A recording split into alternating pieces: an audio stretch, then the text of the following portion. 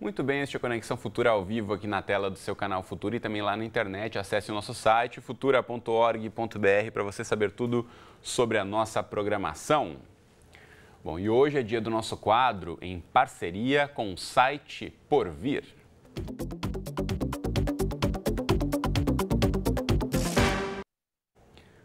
Pois é, o nosso tema de hoje é avaliação. Uma questão frequente nas discussões sobre educação se refere às avaliações padronizadas, como aquelas aplicadas no PISA, que é o Programa Internacional de Avaliação de Alunos, e também o Enem, o famoso Exame Nacional do Ensino Médio, que influenciam ou até determinam muitas vezes políticas públicas. Mas até que ponto as metodologias adotadas por esses sistemas avaliam realmente os alunos de forma integral e eficiente? Bom, a gente sabe que já existem plataformas que possibilitam uma avaliação em tempo real e personalizada que levam em consideração conhecimentos cognitivos e competências pessoais de cada um dos estudantes. Então essa é uma discussão essencial, já que a educação é o grande desafio do nosso país nas próximas décadas e as avaliações são ferramentas importantíssimas para definir o caminho a ser seguido. Então recebemos aqui no estúdio para discutir quais são esses caminhos e como aproveitar o potencial informativo dessas avaliações. Quem está aqui ao meu lado no estúdio é Edmeia Santos, professora da Faculdade de Educação da UERJ. Edmeia, bem-vinda à Conexão. Tudo bem com você? Obrigada. Obrigado a você pela presença. Também conosco no estúdio está a Silvia Dota, que é professora doutora em Educação da Universidade Federal do ABC, lá em São Paulo. Silvia, bem-vinda à Conexão. Tudo bem? Obrigada, tudo bem. Tudo certo. E também com a gente, logo mais, falaremos direto de São Paulo com a Tatiana Klix, que é editora do site Porvir, nosso parceiro na entrada de hoje. E você em casa, como sempre, também é nosso parceiro, nosso convidado. Aproveite aí para tirar as suas dúvidas, compartilhe a sua história com a gente, mande mensagens, comentários e opiniões para as nossas redes sociais. Se você já fez o Enem e ficou em dúvida aí sobre o método de avaliação da prova, se vai fazer, também tem essa dúvida, aproveite aí e mande o seu recado para a gente. Vamos lá ao facebook.com/canal Futura Oficial. É o nosso espaço aqui na rede social para você curtir, comentar e compartilhar. Aqui nesse post, ó, você já pode deixar registrada a sua questão que daqui a pouquinho eu apresento no estúdio para as nossas entrevistadas. Também aproveite a internet lá no Twitter, @Canal Futura é o nosso perfil no microblog. Ou ainda, pegue o bom e velho telefone, ligue 0 operadora 21 2273 5020, números que estão aí na tela para você. Toma nota e ligar para a gente desde já. Enquanto isso, eu começo aqui o nosso bate-papo. Antes de a gente falar, né, de como a gente pode já pensar em alternativas, vamos tentar voltar um pouquinho. Por que foram criadas ferramentas como essas, né? De onde é que veio a necessidade aí do meio educacional de criar ferramentas como essas adotadas por provas como o PISA e o Enem? Silvia, quero começar ouvindo você.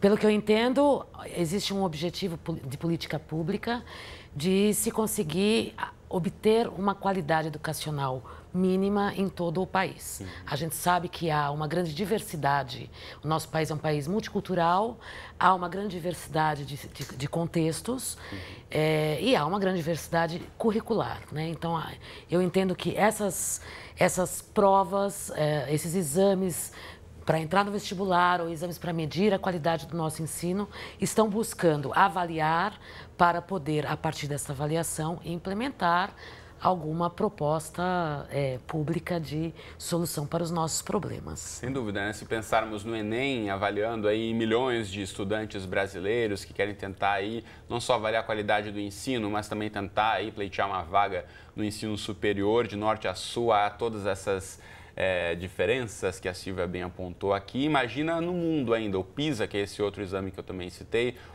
Programa Internacional de Avaliação de Estudantes, aplicado aqui no Brasil, em tantos outros países que fazem parte da OCDE, você tem aí uma diversidade ainda maior de culturas, de currículos, né? Imagina alguém que faz uma escola de educação básica na Coreia e no Brasil, há uma grande diferença, né? Então, esses exames tentam aí, como disse a Silvia, nivelar um pouquinho, mas nesse nivelamento, em tentar colocar essa lupa tão grande aí, você acaba perdendo muito detalhe de conhecimento que pode não ser aí captado por uma prova como essa, né, Edmeia?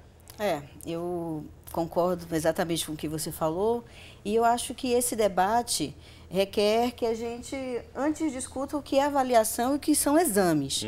Então, os exemplos que você citou, do meu ponto de vista, não são exemplos de avaliação, né? São exemplos de exames. Exames são dispositivos, instrumentos pontuais, com hora marcada, que fazem diagnósticos a partir de algumas referências básicas. Educação é uma área, sobretudo, temática. Só tem sentido falar em educação se estamos culturalmente situados, historicamente situados. O que vale para o Brasil pode não valer para nenhum outro lugar do mundo e vice-versa.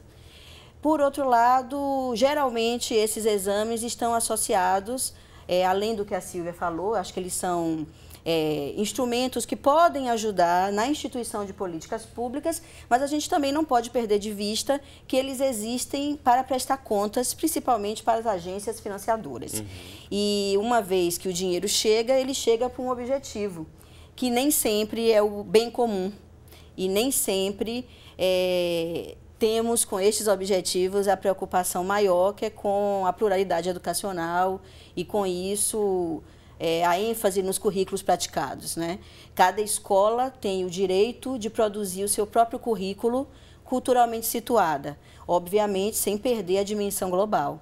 Então, a gente precisa ter bastante atenção com o que não está muito visto, né? O que está por trás, o que é subliminar a estes modelos de avaliação. Bom, o nosso parceiro no programa de hoje, como eu disse na abertura do programa, é o site Porvir, e lá você encontra muitas reportagens falando sobre a opinião de educadores que avaliam de um lado e de outro, sobre diversas esferas, a questão da avaliação. Então vamos colocar na tela aí o site porvir.org, que você, não só sobre avaliação, você fica sabendo sobre muitas tendências aí na área da educação a partir da visita aqui ao site do Porvir. Eu tenho aqui abertas uma série de reportagens que falam sobre avaliação, tecnologia revolucionando as avaliações, avaliação formativa e tantas outras. Mas agora, para repercutir um pouquinho mais, deixa eu botar essa matéria aqui que fala o seguinte: a avaliação medieval era muito mais avançada, uma declaração polêmica de um pesquisador, mas eu vou colocar na tela agora para repercutir essa declaração a nossa companheira aí, Tatiana Clix, editora do site Porvir. Tati, bem-vindo à Conexão mais uma vez. Tudo bem com você? Oi, Cristiano, tudo bem? E você? Tudo certo, obrigado aí por ter topado conversar com a gente mais uma vez. A gente sabe que essa reportagem que eu mostrei há pouco, publicada aí sobre esse tema da avaliação no site Porvir, fala que a avaliação medieval era muito mais avançada do que hoje em dia. O que o entrevistado quis dizer com isso? Então, a gente ouvindo e vendo essa declaração assim, parece muito contraditório que alguma coisa da Idade Média possa ser mais avançada. Mas o professor, o doutor Celso Vasconcelos, que é o autor dessa frase, ele explica que na Idade Média, do século XI ao século XVI, o sistema de ensino ele era organizado de uma forma em ciclos, né? Então, existia um primeiro ciclo inicial, depois um ciclo intermediário e depois um ciclo mais avançado, assim, onde, enfim, só as pessoas que estudavam teologia, direito, medicina, na época, avançavam nesse ciclo. E, enfim, era menos gente que estudava, é claro que isso facilitava o processo, mas o que acontecia é que, assim, os aprendizes, os alunos e os mestres, eles evoluíam, né, no aprendizado, nas suas aulas, nos seus estudos, conjuntamente, e em conjunto eles marcavam as avaliações, né? Então, o mestre e o aluno marcavam quando o aluno ia fazer a sua avaliação. E ela não tinha esse caráter de reprovar ou aprovar, né? Ela tinha um caráter de entender se aquele aluno já tinha aprendido o que estava sendo proposto e o que ele tinha aprendido e em cima do resultado dessa avaliação, o que acontecia é que o que ele ainda não tinha aprendido, ele então ia estudar mais daquilo e poderia então marcar um novo teste na hora que ele se sentisse mais preparado para isso. E, enfim, a gente começou falando de Enem e de PISA, mas, na verdade, o Enem e PISA é um efeito cascata, né? Porque dentro das escolas, meio que para preparar para essas avaliações externas, também tem as avaliações dentro das escolas, né? Que sempre tem esse caráter de reprovar ou aprovar o aluno. E tem muitas escolas também adaptando, Tati, esquemas de avaliação semelhantes, né? Como você está bem dizendo, uma escala semelhante ao padrão do que é o Enem e o PISA. Então, mesmo dentro de um grupo menor de estudantes, dentro de uma própria escola, uma só acaba adotando um esquema como esse que pode estar perdendo muito aí do conhecimento dos alunos, né? Exatamente, porque assim, você diz para ele que alguns que aprenderam mais, então passaram, você diz para os outros que eles foram reprovados, isso tem um impacto forte, imagino, as educadoras vão poder falar um pouco mais, mas enfim, tem um impacto que não é legal para quem está estudando, muitas vezes deixa as pessoas sem querer estudar mais, né, se sentem fracassadas, quando na verdade, enfim, a avaliação deveria ser um instrumento construtivo, né, um instrumento em que ela ia só medir, né, à medida que as pessoas estão estudando, estão aprendendo, medir o que elas já aprenderam para que elas possam se focar naquilo que elas ainda não aprenderam. E era um pouco isso que acontecia na Idade Média, né? Os professores e os alunos conversavam conjuntamente e iam construindo esse conteúdo, essa avaliação e esse aprendizado juntos, sem perder, né? Sem dizer você fracassou e tal. Então, por isso interessante que ele diz que essa provocação mesmo, né? De olhar, de repente, uma educação, uma avaliação mais personalizada lá como era, como você está dizendo, na época da Idade Média. Isso pode trazer aí, a gente voltar um pouco à base aí de como era o sistema educacional. Mas eu volto a falar com você daqui a pouquinho, Tati, mas a gente tem o desafio, né, Silvia, de pensarmos em redes gigantescas de ensino. A gente não tem como dar uma atenção tão focada, tão essencial, especial para cada um dos estudantes, mas tem como adotar um pouco, né, dessas estratégias, e a tecnologia pode ajudar nisso também. De que forma? Então, eu acho que existem, aí, até pelo que a Tatiana falou, acho que tem duas coisas que a gente precisa ver. De um lado, essa questão da avaliação, que no exemplo citado era uma avaliação de inclusão, né? Então, eu avaliava aquele estudante para, a partir do erro, ajudá-lo a aprender. Hoje nós temos uma avaliação de exclusão, né? Então, a partir do erro, nós fazemos exclusão social e tal. Bom, para a gente ter uma melhora, eu acho que no processo da avaliação, nós precisamos ter uma melhora no processo de aprendizagem. E aí eu acho que a tecnologia pode muito contribuir. Afora o fato de que, por exemplo, nós desenvolvemos sistemas que podem preparar ambientes mediados pela tecnologia, que vão personalizar o ensino, ambientes adaptáveis às necessidades de um aluno, nós não podemos nos esquecer que o processo de aprendizagem muito conteudista, ele é pouco interdisciplinar, porque ele muito conteudista, a gente acaba colocando as coisas em caixinhas e aplicar provas conteudistas, como tem sido o caso. Num processo de colaboração, veja que o exemplo que a Tatiana trouxe, nada mais era do que, em equipe com o meu professor e com os meus pares, eu vou desenvolver um objetivo de aprendizagem, estratégias de aprendizagem, e vou aprender.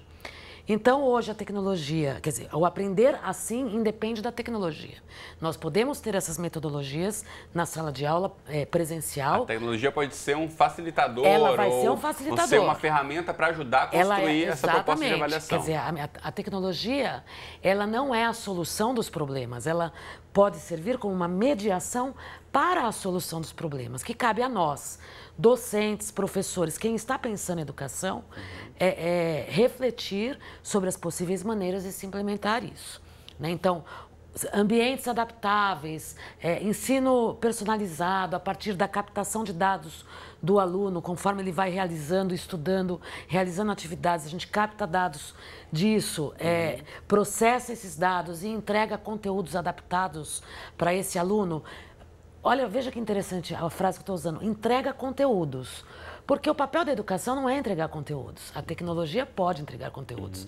Nós temos que, junto com o aluno, desenvolver o senso crítico, refletir para melhorar, inclusive, esses resultados, né? Inclusive o resultado do Enem, se for o caso. Né? Muito bom. Falando em tecnologia, vou aproveitar e mostrar para você também na internet, você acessando aí docenciaonline.pro.br, entrando aí numa categoria do Moodle, você vai achar aqui a página da professora Edmeia Santos, está aqui do meu lado, professora da UERJ. Aqui tem uma série, falando em conteúdos online, Edmeia, aqui tem uma série de conteúdos, principalmente para os educadores, né? Fala um pouquinho para a gente, o que você tenta reunir aqui a partir dessa página? Que curioso, né? Que vocês resgataram aí esse site.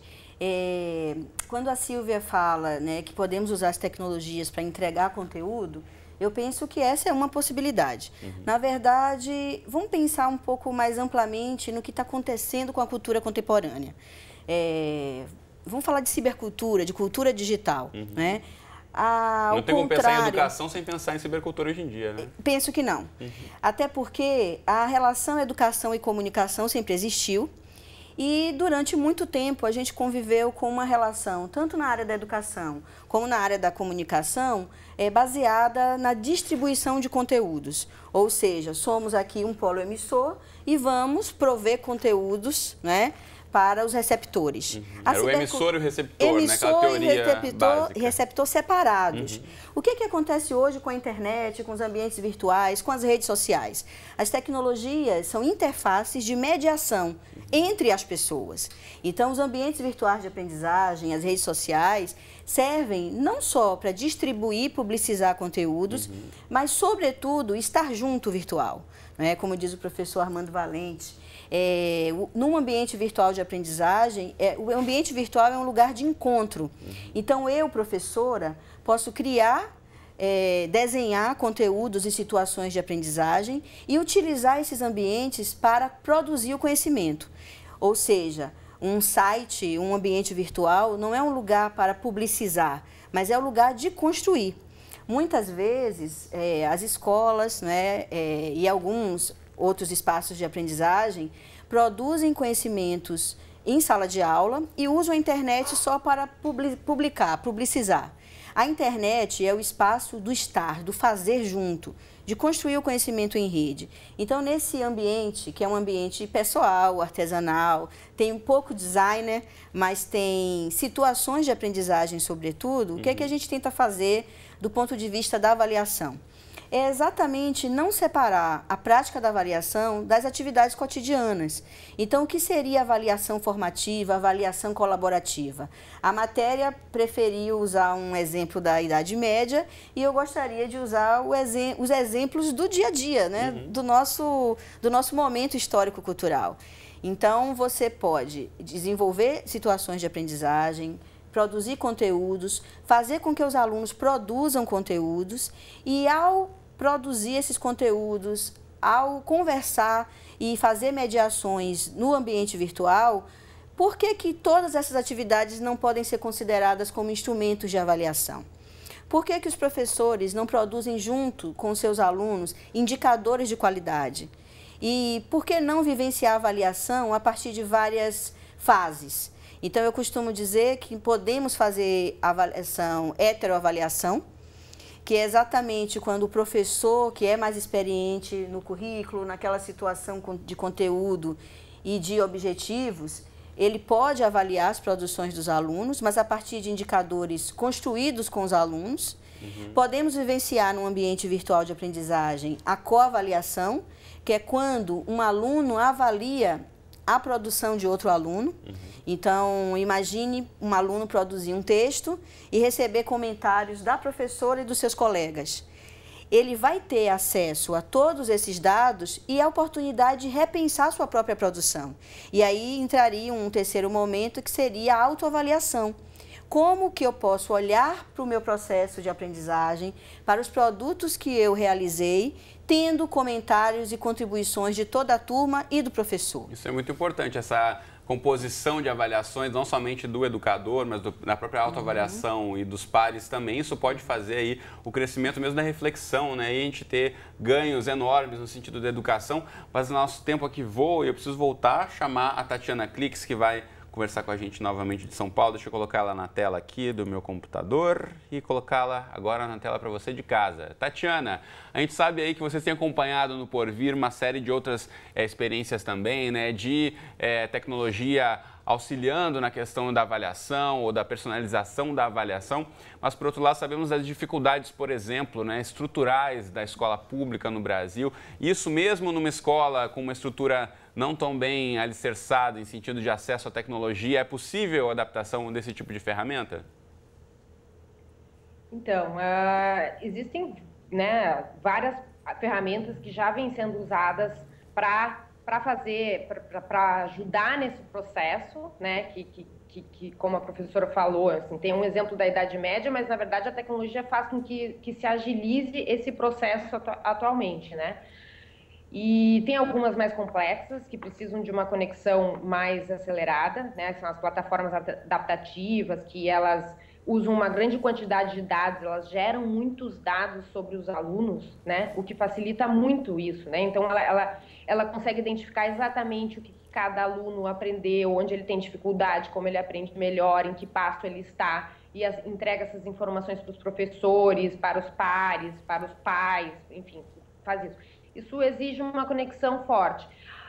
Então, é uma preocupação de as escolas se prepararem para isso, mas também tem, enfim, com o que já existe, como a professora estava citando, né? Hoje em dia, assim, todo mundo usa as redes sociais, né? De alguma forma, todo mundo usa e-mail, acessa a internet de alguma maneira para fazer esse tipo de atividade entre pares, né? Conversar, assim como a gente está conversando aqui por Skype, é uma ferramenta que dá para usar. Então, é claro que pode ser um desafio, um empecilho, mas tem uma série de ferramentas que já são de uso comum, né? Muita gente usa no celular, muitos alunos hoje já têm, ou tem um laboratório na escola. Talvez a gente ainda não esteja conseguindo fazendo isso em 100% do tempo, mas já é possível promover com essas ferramentas que existem uma série de atividades e de ações nesse sentido de